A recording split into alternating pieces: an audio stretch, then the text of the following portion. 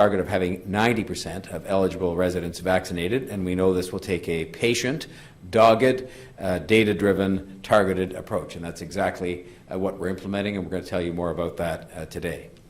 As I said last week, we have administered millions of doses. To put this all in perspective, millions of doses of vaccine, and now we're focused on administering the last numbers of thousands of vaccines. We have more than 2 million people vaccinated in Toronto, meaning that we have about 314,000 people left to go to get to the 90%. 158,000 of that 314,000 already have their first dose and just need a second dose. And when I say just, there is work for us to be doing in this regard, but they have taken the step of having the first dose administered, and now we're working through those people to get them to the second dose. We have vaccination clinics up and running every day in our city. So far this week, 58 vaccination clinics have been held across the city, including on-site and pop-ups and mobile clinics. 23 clinics, for example, are operating today across the City of Toronto. But along with this daily work, we're trying to have and to fashion major pushes to get people vaccinated, to drive up the vaccination rates, and also to draw some attention to the fact that there's plenty of opportunity to get vaccinated on an accessible basis. That is why, starting tomorrow, we are launching what we're calling the Days of Vaction. The Days of Vaction will be a major push to get people vaccinated and will run from tomorrow, Thursday, September 16th, to Sunday, September 19th. We're working with our Team Toronto partners again to have a series of targeted vaccination clinics across the city over these 4 days. This is a mega event made up of a series of micro clinics. As opposed to what we did at Scotiabank Arena, which was one very large event, now the targeted nature of the work we have to do has us setting up smaller pop-up clinics put exactly where we know people need to get vaccinated and where we know people will be over the coming days on this question of accessibility. The city has partnered with Toronto Public Health, the TTC, Humber River Hospital, Michael Garron Hospital, North York General Hospital, Unity Health, Black Creek Humber Summit, Sherbourne Health, and other community partners to hold mobile clinics so as to make it as easy as possible for residents to get their first or their second dose of vaccine. And I want to say at this juncture, thank you to those health partners, because they have been easy to work with throughout. We have accomplished a lot throughout. We've got those numbers on the board today because we've all worked together, and we continue to work together on this Days of Action that we're going to be having over the next few days. The mobile clinics will be operating between Thursday and Sunday, including clinics in TTC stations, parks, and schools. There's a very complete list that will be forthcoming to you, but it's a very impressive and spread right across the city range of options for people to take advantage of in order to get vaccinated. It includes 3 mobile clinics which will pop up along Yonge Street, clinics at Trinity Bellwoods Park, public schools, and at the Shepherd, Islington, and Warden subway stations during the Days of Action period. I also want to recognize the Scarborough Health Team, who will be operating 8 mobile clinics on Saturday alone, including at 4 malls, the Golden Mile Mall, the Bridlewood Mall, the Parkway Mall, and Cedarbrae Mall. And Dr. de Villa and I have both had the opportunity in another mall, the Albion Mall in the Northwest End, to see the degree to which people just out to do a little bit of shopping or even out for a walk in one of those malls will stop by and get themselves vaccinated. And that's a part of what we want to achieve in all of these places, including the subway stations. We are working with our Team Toronto partners to have more clinics as well, but I should say the sites that we have chosen in conjunction with them are part of the mobile strategy data-driven approach to continue to remove barriers and bring vaccines to residents and to areas and settings that have low vaccination coverage based on all the records that we have, or people who are at high risk of infection, or both. So that we're looking at those two things, the rates of infection in different areas, the rates of vaccination, and putting all that together and making decisions on where to have these clinics. These clinics were also chosen to have locations that are easily accessible to the everyday lives of Torontonians, especially in these areas with higher rates of infection and with lower rates of vaccination. We know that when we make it incredibly easy for people to get vaccinated, they will get vaccinated. The overriding message continues to be, please get vaccinated. If you need your first or second dose, I strongly encourage you, we all strongly encourage you to get vaccinated in the next few days. As recently as yesterday, I spoke with some residents in a mobile clinic getting their first doses, and they just needed a bit of a push. They just needed a bit of reassurance, and that got them to the mobile clinic. And I think that was combined with the accessibility of this clinic located up in a parking lot in Little Jamaica, where we were having another kind of event to celebrate the reopening of the city. We can do that for people like them, to make the clinics accessible, to provide the reassurance, to provide the comfort, to provide the information. And by we, I don't just mean people in government or people at Toronto Public Health or our healthcare partners. We can all do this together. We can all convey the reassurance of the fact that we are vaccinated, we have been through it, and that we can refer them to some of the readings that they might do of reliable sources of information. It is not worth waiting any longer. The fourth wave is here. The Delta variant is here. They're very much here. But the vaccines are here too. The vaccines have been with us for some time now, and it's why we have had some success and made some progress that we want to protect. Vaccines are safe. They're effective. The COVID-19 vaccines continue to be the best way in which you can protect yourself, your family, your co-workers, everybody you associate with from this virus. And they're the best way to avoid, as far as possible, ending up in the hospital or worse, dying from COVID-19, which people, I regret to say, in our province continue to do, albeit in smaller numbers. But the best way to stay away from that fate befalling you at all or ending up in the hospital at all is getting vaccinated.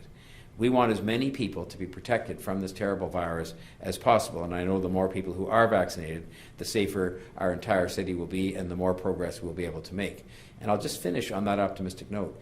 It has been so heartening to see that people are going back to work, to see that people are out enjoying themselves to a greater extent, to see the sidewalks that have some action in the different neighborhoods, supporting our shops and our restaurants and supporting our small businesses and just being with each other.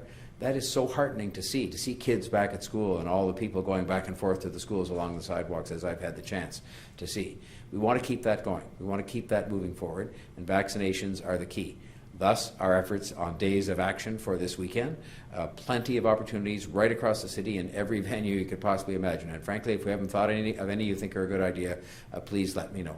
So on that note, I will ask Dr. de Villa, who continues to do an extraordinary job for us, to say a few words about where we stand from her perspective.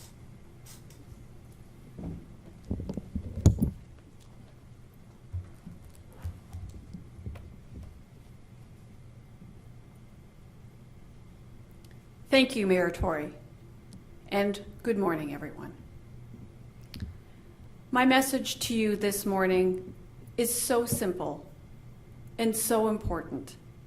There is not much more to say other than get vaccinated if you haven't been.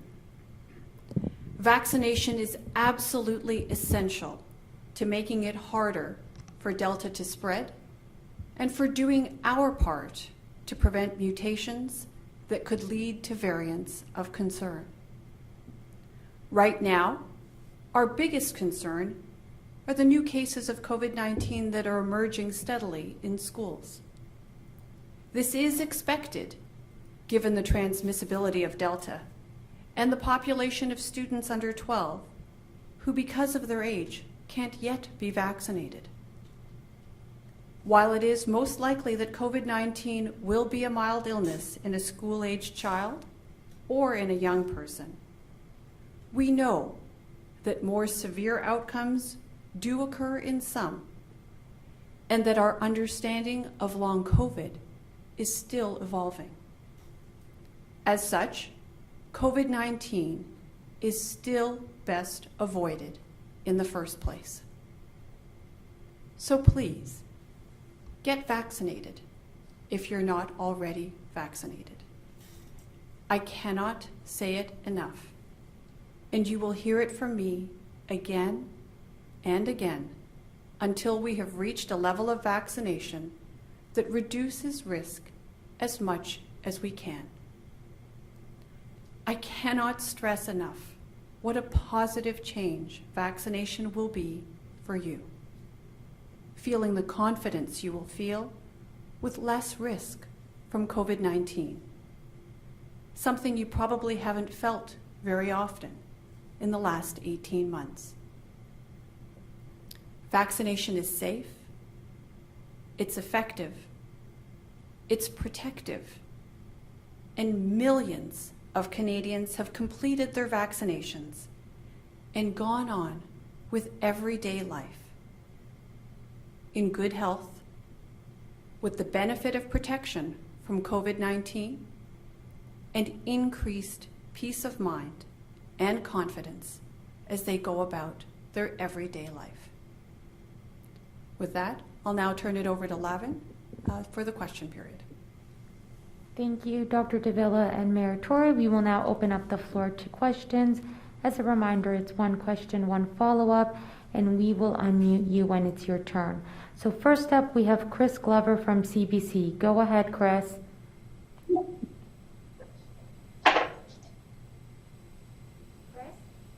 Hi, sorry, can you hear me? Yep, go ahead. Go ahead. I'm listening.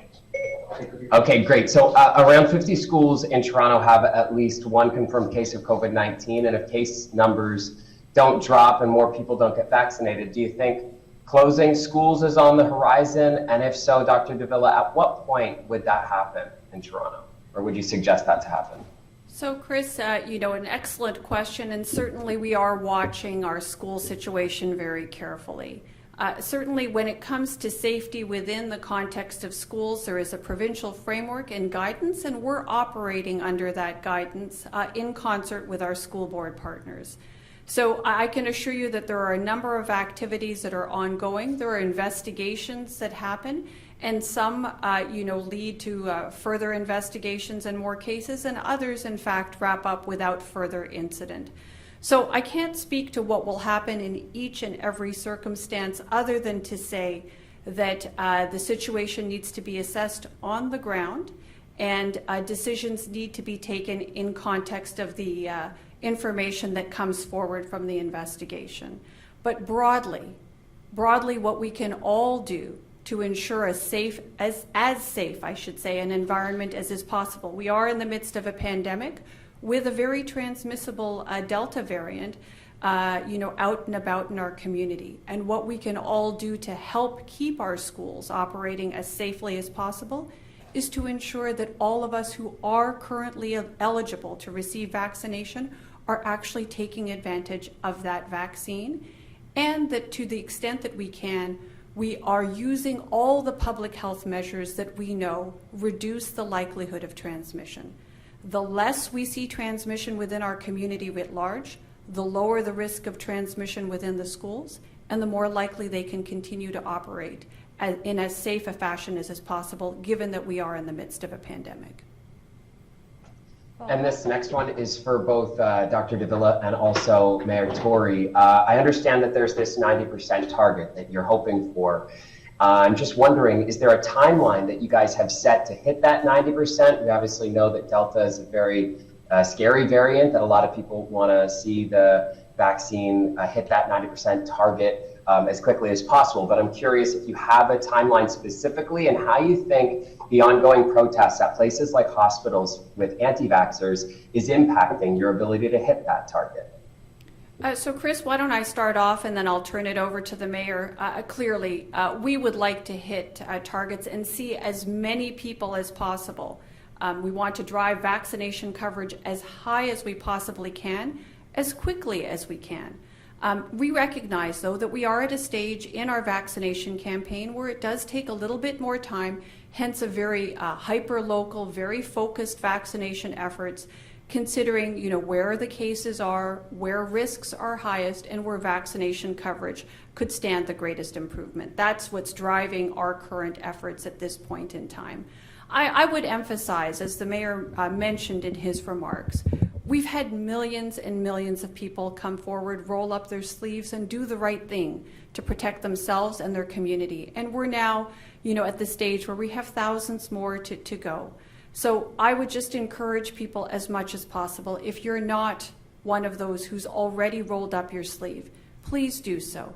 Get the information that you need from a reliable source to help move you in that direction, because it is truly safe, effective, and the best thing that we can all do together in order to protect our community and to get us to the other side of this pandemic. I'll hand it over to the mayor and see if he's got further comments on this. I'll just say that I think we're doing all the things, and the combination of circumstances is going to help us to achieve that goal, and the objective should be as soon as possible without trying to put any timeframes on it. I think the evidence that in the case of Toronto, for example, during the May to August period, that almost 100%, just shy of 100% of people who ended up in the hospital were people who were not fully vaccinated. I think that is having an impact on people. I think the efforts we're making to make these clinics very mobile and very accessible right across the city in a very targeted way is going to help us to move forward to that goal. And I think, frankly, the implementation deadlines for some of the policies, where people know in their place of work, on a policy set by their employer, or in things they like to do, whether it's to go to sports events or concerts or whatever, that there are going to be requirements in that regard. And I welcome the fact those requirements have been put in place, because I think that too will cause people, I know from them telling me, that has helped some people to decide to get vaccinated. So all of those things will help us to achieve all of this as soon as we can. But I used the word dogged. It is one of those things where it's painstaking work, because it is more targeted now, and you're having to view success as being smaller groups of people than on a day when we could, for example, even think about getting 25,000 people to one place at one time. It's just different kind of work, but I think any kind of a campaign to do anything goes that way. The earlier parts are sometimes easier, and it gets a little tougher as you go on. But I'm very optimistic we can get it done, because it's the right thing for people to do. Thank you, Chris. Next up, we have Matt Bingley from Global. Go ahead, Matt. Hi, good morning, Mayor Tory. I'm just wondering, with the incoming vaccination certificate next week, do you have any concerns with enforcement? Do you feel that city bylaw is adequately staffed to take on what is coming? Well, first of all, I should say that our city officials are still in the process of reviewing the regulations that were underlying the announcements of yesterday to understand what the implications are. But on the question specifically of enforcement, I'll say this. You know, when we look at people even adhering to something, I'll call it less serious than a policy that says, no shirt, no shoes, no service, you see widespread compliance with that. And it's not about something even as important, anywhere near as important as a huge public health emergency that we have. And so I'm actually very optimistic that most people, as they have done so far, will use common sense to follow the process, will want to have the vaccination proof in their phones or in their hands, and that it will be a very peaceful, orderly affair for people to show that proof and to be able to go about their business as they want. Let's remember, the vast majority of people in Toronto already have a vaccination, and so for them it's not an issue. And so I think that we'll have to take account of what may happen with the others, but I think I have every reason to believe that this will and can go fairly smoothly, and we will see what the regulations say precisely. We will obviously have our enforcement people adopt a strategy that can work, but I think that I'm optimistic it can go well. Just on that optimism, though, based on the protests that Chris was mentioning earlier and what we've already seen at certain businesses and other places when it comes to mask mandates and non-compliance and people with flaring tempers, do you think that's really that grounded? And just to follow up on that, with the 911 being told to be called for people in distress if there are any disputes, do you have concerns about emergency services being tied up? Again, I continue to be an optimist and think the number of instances in which 911 will end up getting called, because I think, to be clear on what the minister was suggesting yesterday, is if there's some kind of a threat or intimidation going on, as opposed to a peaceful protest, that's when you should call 911. And anytime there's a threat to anybody's safety, that's when you do use 911. I think those calls will be relatively few and far between. I look at the protests that happened earlier this week, and again, I've supported all the way through the right for people to protest anything they want. But I look at the fact that in a city of 3 million people, where that very same day we administered thousands upon thousands of vaccines, a handful of people, relatively speaking, showed up. I think, even people who have a problem with this, and I understand their right to have those problems, I think a lot of it's based on misinformation, but I think even those people have come to realize that the kind of protest that involves intimidation at hospitals and with healthcare workers, or intimidation at a restaurant, just the whole notion of intimidating and acting in an intimidating, aggressive manner towards others in the process of trying to express your view is just not on, and that it's not going to be received well.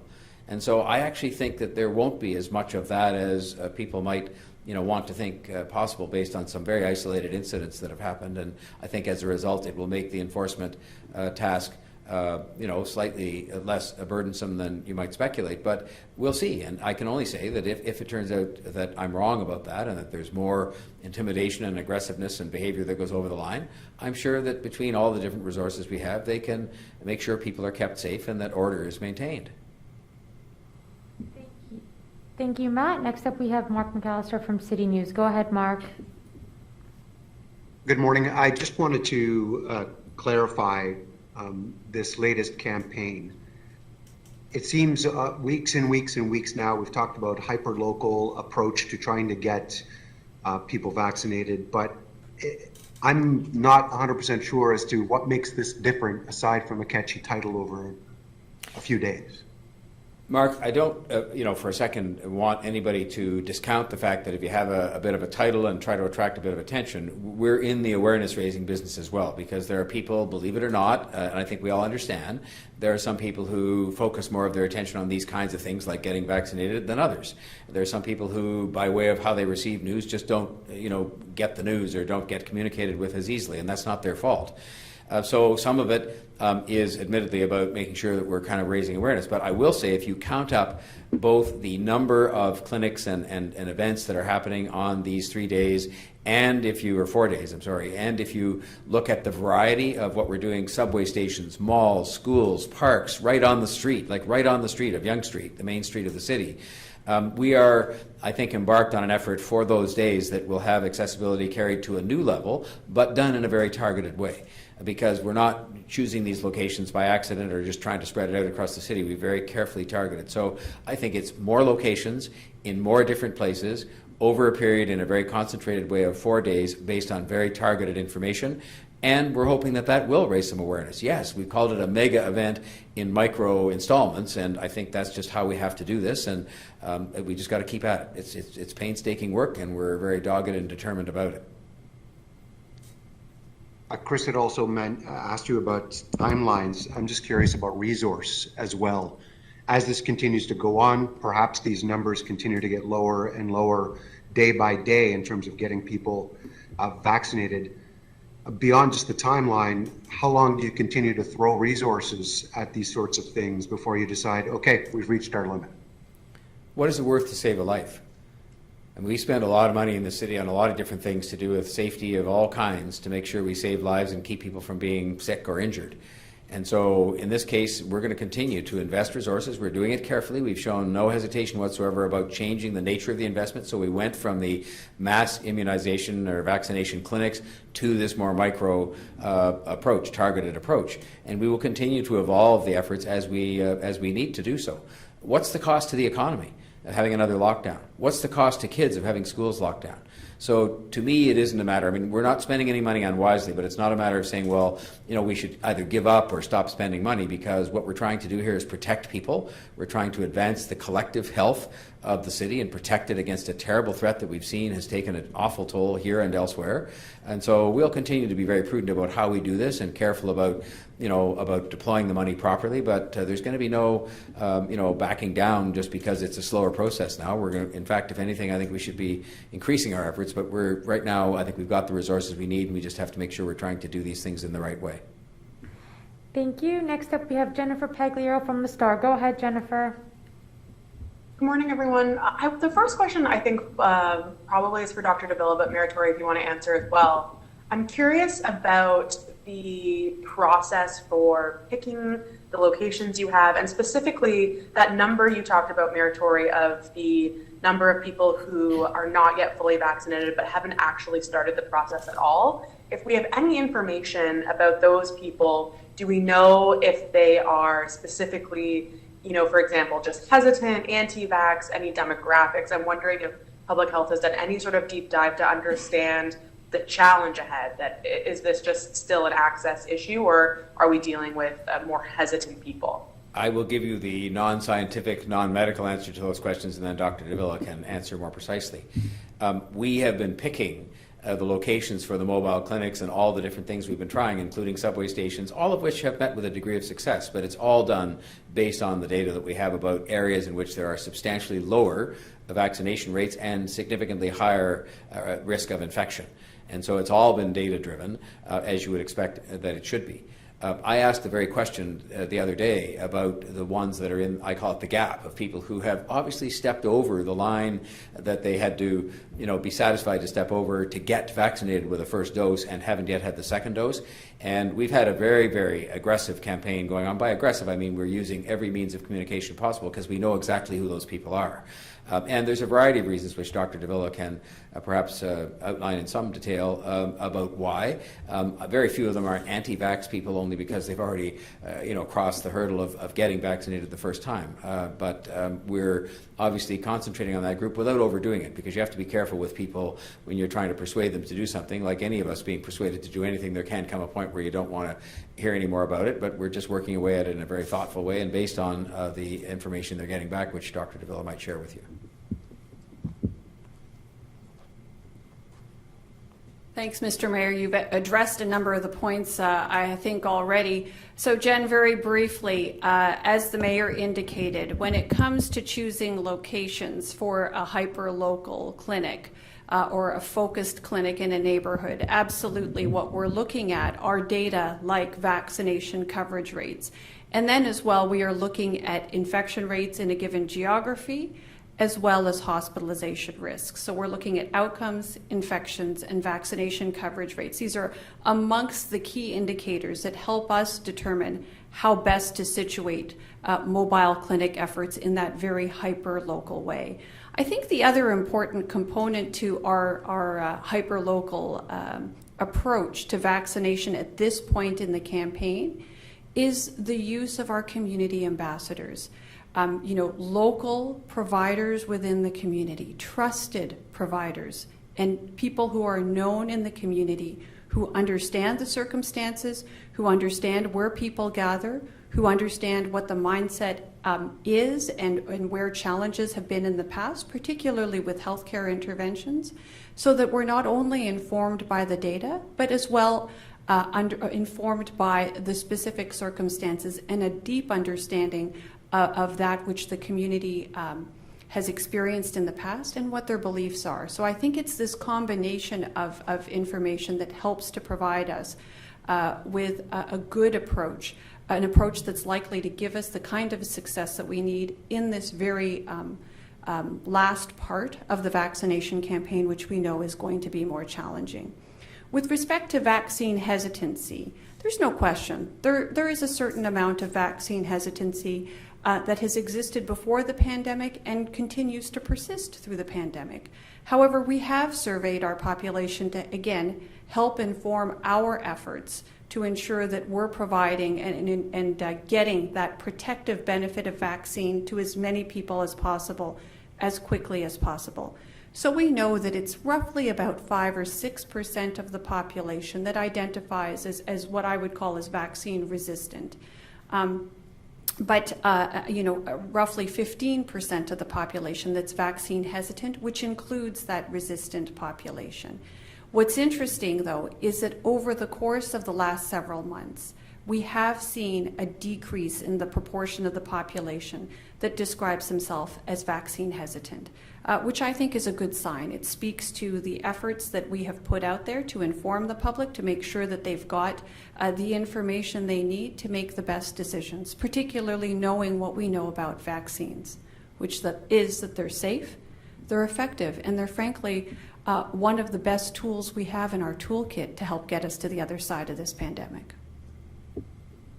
And so just to follow up on that, Dr. de Villa, those are helpful numbers. So would you say then that in terms of a clinic push like the one you're about to embark on, is that really targeted at this shrinking, 10%? Like, I suppose you're not necessarily always going to be able to get that 5 to 6% you say is actually resistant. But you're really focusing on that 10%. Is that enough to get us to our goal in time to not have to be locked down this fall and winter? Yeah, so Jen, what I would say is this, that absolutely we know that we have that opportunity, and we've already capitalized on the opportunity to address the needs of those who describe themselves as vaccine hesitant. But, I think that there is always opportunity for conversation, even amongst those who describe themselves as vaccine resistant. That's certainly what the evidence has shown. It sometimes takes more conversation and more time. But to my mind, it's important that we keep the doors open, that we keep conversation going, so that we can actually have a deeper understanding of, what is underpinning any resistance, if there is some, and what we might actually be able to do in a way that resonates with those populations to help address their concerns and their issues in respect of vaccine. So certainly we are going to focus on those who are perhaps just more hesitant and perhaps more quickly convinced of the benefits of vaccine. But, as a physician and a physician for the entire city, I think it's important that we keep the doors open for everybody and that we have conversations and keep open lines of communication, regardless of what your pre-existing perspective is on vaccine. Thank you. Next up, we have John Chidley-Hill from the Canadian Press. Go ahead. Good morning, everyone. My first question is for Dr. de Villa and Mayor Tory.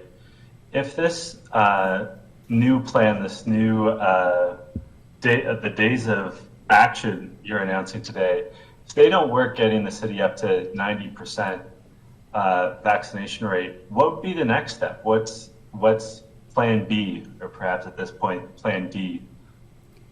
So perhaps I'll start off and say that I don't think that there is, any thought that in the next few days that we are going to be able to, that we're going to max out our capacity for vaccination coverage.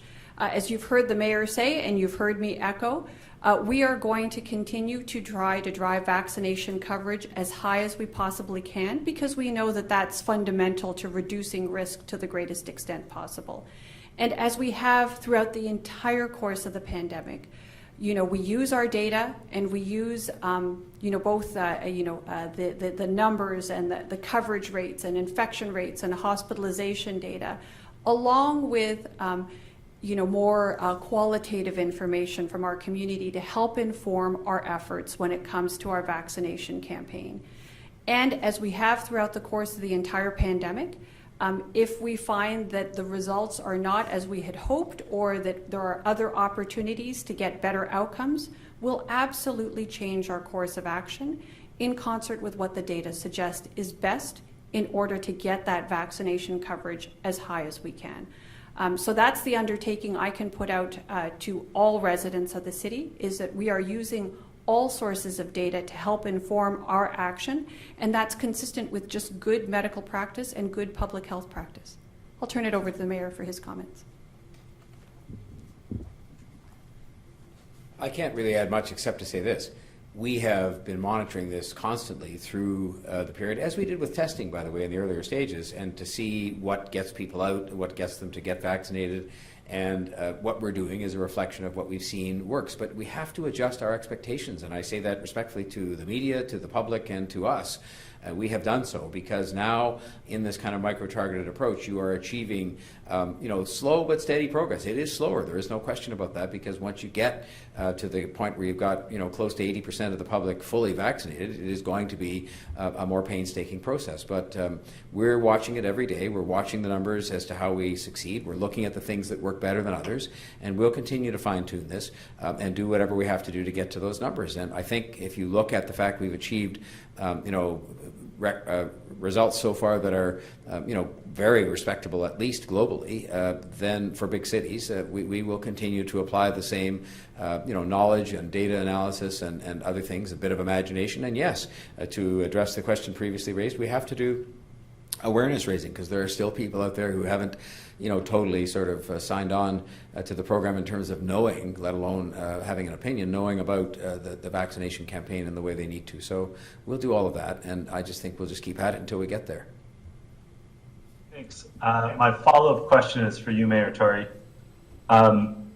This report just came out this morning, but Ontario's Financial Accountability Office says the province didn't spend any money from a new $2.7 billion COVID-19 response program in the first quarter of this year. We don't know yet, or the FAO doesn't know where that money was earmarked for, how it would have been distributed, but I have to imagine $2.7 billion some of that would have come to the city of Toronto in some way to help with its COVID-19 response. How frustrating is it from your perspective that that money went nowhere and was not put towards not just Toronto's COVID-19 response, but the province's response? I'm not going to be critical today because I'm not familiar with what the terms of reference were for that precise fund when it was set up. I will say this. When it has come time, either on a cost-shared basis as between all three governments or any combination of governments, when we have approached the province for help, they've been there to help us. There are amounts they haven't yet actually paid out, although they've committed to do so. For example, they're going to underwrite the costs of the vaccination campaign. And if you think about it, that's a very substantial cost, but they haven't sent the money yet. So it could well be that the fact that, say, money is sitting in a fund like that is some of the money that's earmarked for commitments they have made to us to underwrite some of those costs. But I will just say, because one complaint I won't have when this is all said and done, I mean, at least up to date, is that the other governments have not been responsive when we've needed help on a variety of fronts, whether it's the money needed to underwrite the transit revenue losses or the cost of running the public health campaigns on different things, including vaccination.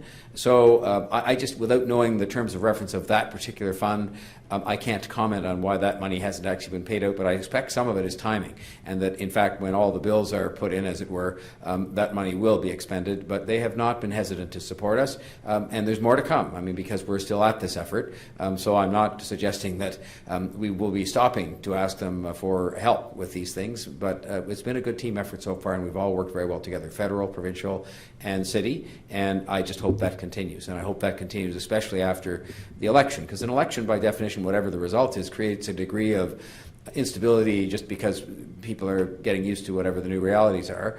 And so I just hope it just continues because it's been very good. The partnership has worked very well. Thank you. Thank you, John. Next up, we have Momin Qureshi from 680. Go ahead, Momin. Good morning. Thank you for taking my question. This one is for Mayor Tory. Mayor Tory, I talked to some small business owners last week about the vaccine certificates, and one of the main concerns that one of the business owners was saying, giving to me, is that he is concerned about the burden that will fall on his front staff, the staff at the front of his building, administrative staff, you know, who normally just do administrative stuff, that they now will have to do some sort of enforcement or check. And he was basically saying that this is not something that they're trained for or should really even be their responsibility. So what do you say to small business owners like him? I understand this is a provincial policy, but what do you say to small business owners like him who feel that after being hit so hard in this pandemic over the last 18 months, this is now an extra burden that they have to shoulder that they don't think they should have to, and they're kind of stressed out about it? I understand the stress. I understand the experience, terrible experience they've been through during the pandemic. What this is meant to do is to make it safe for people to go back into those stores and to give business to those stores. And I believe that it is going to be possible on a fairly straightforward basis for people, just as they do now often ask for you to show something or give something. I mean, it's going to be not really much different than giving your credit card, in that they'll ask you to either show a piece of paper or later on hold up your phone. I've been through it at a couple of larger venues, admittedly not small businesses, but I went to TIFF, for example, and they asked me to show a proof of vaccination, and I showed it the whole thing took 10 seconds. They asked me to show it, I showed it, they looked at it, and I went on. So I'm not minimizing the fact for a smaller business they have to do something they haven't been doing before, but I think when asked, if you followed up in the very same questions and said, well, would you prefer having to develop some kind of a policy and procedure to keep people safe by asking for proof of vaccination compared to another lockdown? Or would you prefer that people coming into your store feel safe because they know everybody else in there has been fully vaccinated because of that brief check of something that should be fairly straightforward when it's available? I think most people would say, you know, we'd rather things just got back to normal. We didn't have to do any of this, no masks, no distancing, no limits, no proof of vaccination, but we're not there yet. We can get there if we do this. It's just one more, period of a more modest dislocation, way better than a lockdown. Just as a follow-up to that point, the person I spoke to owns a fitness center / kind of physiotherapy place.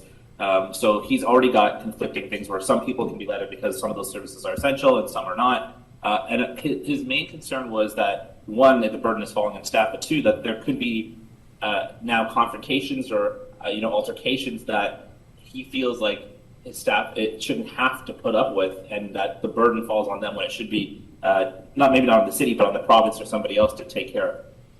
Well, let's look at that from a practical standpoint for a moment. I mean, that person that told you that is right. I mean, the first step in avoiding that kind of situation from occurring is for people to be non-confrontational about this. I mean, by implication, the people who are going to be causing any of those kinds of contemplated controversies are people who are somehow objecting to having to say they're vaccinated or are objecting to the whole notion that they should be vaccinated. And those are some of the very same people that have been having protests, albeit very small numbers of them.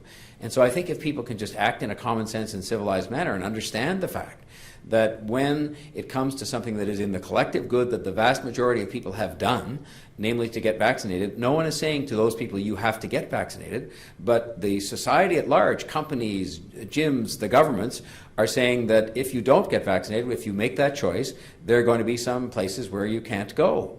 And that is in the collective interest of public health. And so I think the responsibility really rests in terms of civilized, decent behavior with the people who choose to make that choice. And nobody's really taking issue. We all wish they would get vaccinated, but nobody's saying you don't have that choice. And so you minimize the controversy that way. I think when you then move on to, well, if it isn't the staff, whose responsibility is it? I think most people will understand it is not possible if we deployed every single police officer, every single bylaw enforcement officer, and we then somehow enlisted, I don't know, firefighters and other people that we could have that, that they don't have the authority. But it is not possible. I mean, I've forgotten now from early days when we were talking about this at the early days of the pandemic. We have thousands of restaurants. We have more restaurants in Toronto than we do first responders. If you assigned every first responder to be there, asking for people's vaccination proof.